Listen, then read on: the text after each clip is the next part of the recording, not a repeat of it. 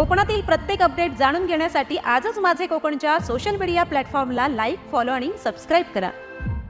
रत्नागिरी शहराला पाणीपुरवठा करणाऱ्या धरणात गेल्या वर्षीपेक्षा यावर्षी दुप्पट पाणीसाठा शिल्लक आहे।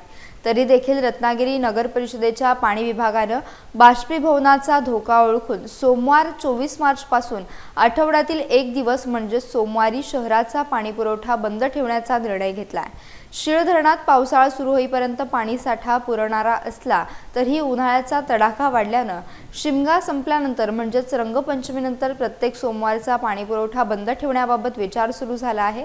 शीळ धरणाची पाणी साठवण क्षमता 3.666 दशलक्ष घनमीटर इतकी आहे। गेल्या वर्षी सुद्धा कडक उन्हाळा होता।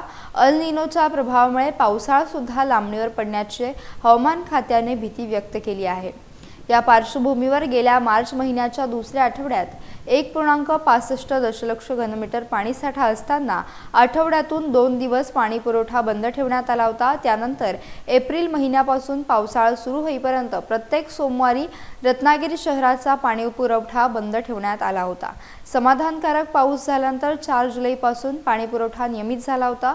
शीळ धरणात शुक्रवारच्या पाहणीनुसार 2.51 दशलक्ष घनमीटर पाणीसाठा असल्याचे पाणी पातळीचे मोजमाप करणारे पाटबंधारे विभागाचे अभियंता धामापूरकर यांनी सांगितले। रत्नागिरी शहरात सुमारे 11,000 नळ जोडण्या असून धरणातील हा पाणीसाठा पावसाळा नियमित होईपर्यंत पुरणार आहे।